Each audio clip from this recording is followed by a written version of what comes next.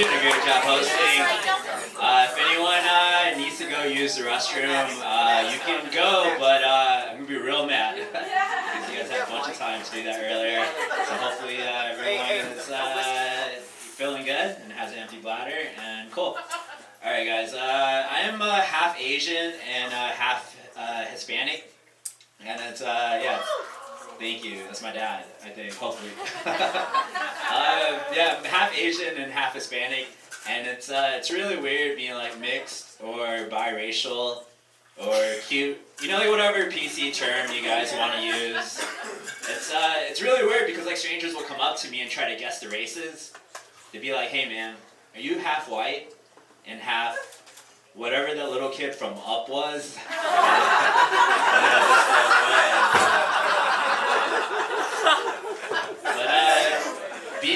Being half Asian and half Hispanic, you know, obviously, I want to knock up a woman who is half white and half black just to see what our kid will look like, you know?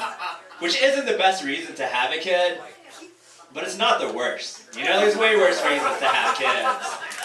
And I really feel like this like hypothetical quadracial baby of mine will end racism, you know?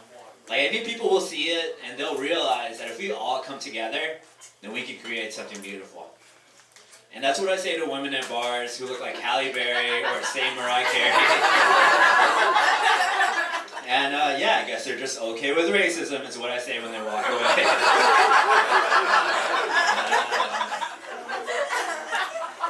I really don't know what this like quarter Asian, quarter black, quarter white, quarter Hispanic baby will look like.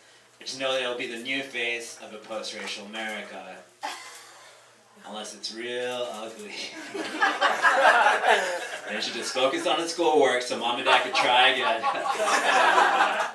But yeah, I really want to be able to make this quadracial baby so that like one day when it grows up, it's like, "Hey dad, was that a mistake?" And I can be like, "No, you weren't a mistake. But you were a joke, and a really good one at that too, where people love you. I laughed a lot. It's really cool." Yeah, my dad is from Vietnam, my mom is from Mexico, and they met in high school. They're in the same English as a second language class, and I think that's really romantic, you know? There's like something beautiful about knowing my parents had this like great candlelit dinner where only 3 words were said the entire time. Dog, cat, hat. Like that's all it was said. It's so beautiful. I cry every time thinking about it.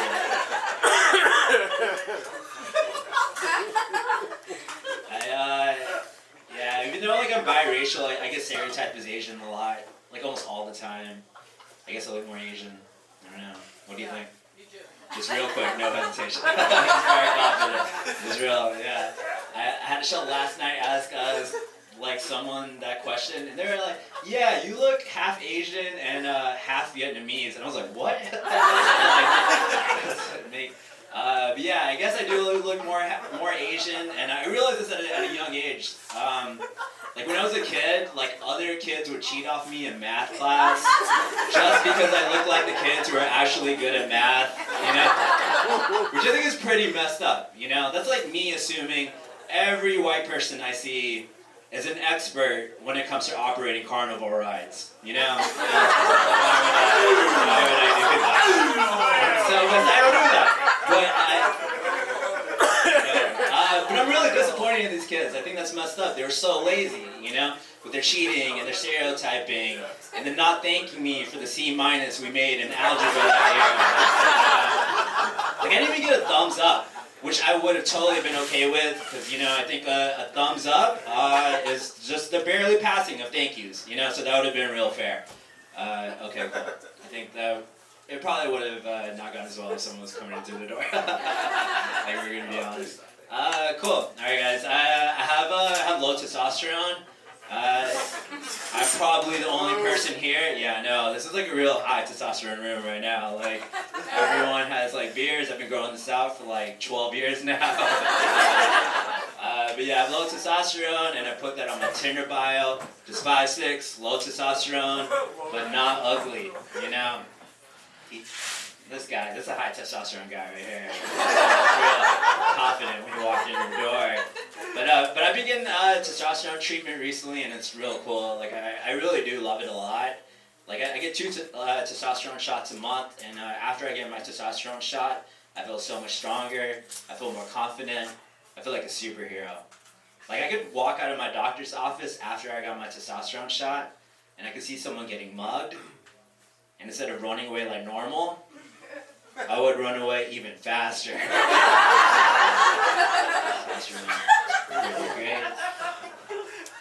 I went on a date with a girl recently, and she didn't want to go out with me again because I wore a hoodie, and that's fine, I guess. I don't know. Are you coming back?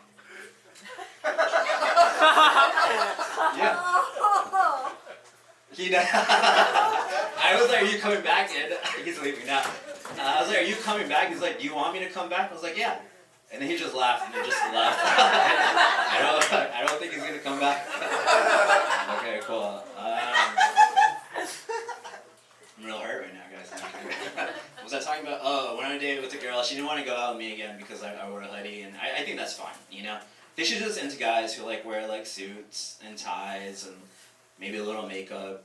You know, and they say stuff like, "If I die, just bury me with what I got on, bro." Like they're just real ready for the coffin, you know. And I think there's like other women. Like I think she thought like I should like dress up to impress her, you know. And I guess there's like other women who think the same.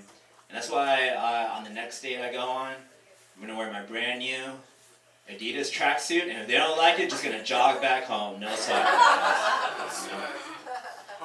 There's one time I asked a girl out on a date, and she responded with, "I'll let you know." And,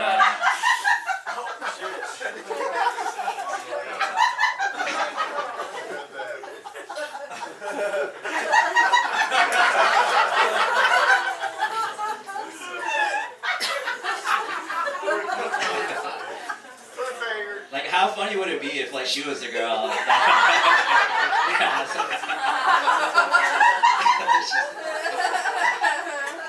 It wasn't her, but this is a true story. I did ask a girl out once, and she was like, "I'll let you know," and she still hasn't. And this was a really long time ago too. And I've seen this girl a bunch of times since. And every time I see her, she acts like she's forgotten about the entire thing. But it's okay. It's like my grandmother used to say, "What was your name again?" Because she had Alzheimer's, you know. So I can't really like get mad at a girl who forgot about me, you know. It's a good joke. It's a good joke about keeping things in perspective, you know. Also, fun fact, that's my grandmother's favorite joke. She loved it. No, I'm kidding. I don't know if she liked it. All I know is that my grandmother's up in heaven right now.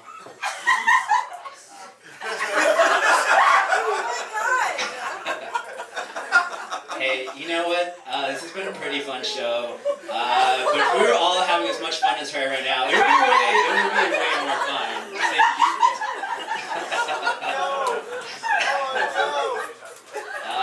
Where was I? What was I saying? My grandmother's up in heaven right now, looking down and saying, "That guy looks familiar," you know, because of the Alzheimer's. Remember that from like 5 minutes ago? It's pretty good. Some people do. Is anyone here on a date? You guys right there standing next to each other? Us? Yeah. You guys are on a date? Cool. Okay. You're on a date too? Okay, cool. How's it going? Pretty good? Yeah. Okay. Cool. Alright. You guys know what ghosting is, right? Yeah. Cool. Alright. So don't do that to each other. Okay, I don't know why she's laughing. I was just being real like I think like ghosting when it comes to dating, I think it's like real messed up. You guys don't ghost each other either. She's laughing too. I was on a date recently, but I wasn't feeling it. But you know, I said I was like, I'm not gonna ghost her because that's messed up, you know. So I sent her this text message. I'm gonna share it with you guys right now. It's just real short. I'm gonna take it 2 seconds. Starts with, hey Joy, had a really fun time last night. but didn't feel like there was enough chemistry between us for a second date. Wish you the best of luck with everything. But feel like you kind of don't need it because you're already a very cool and smart person who's doing pretty well for themselves and will continue to do so. And you guys want to know what Joy texted back with? Okay. Joy texted back with, totally agree, and that was it. And now I just want to go out with Joy again, just to see what part she totally agreed. Alright guys, I have to go soon. Yeah, this was pretty fun. Right? You had fun.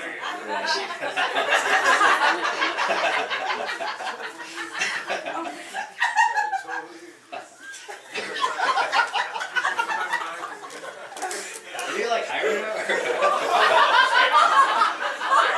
No, I appreciate it. Thank you.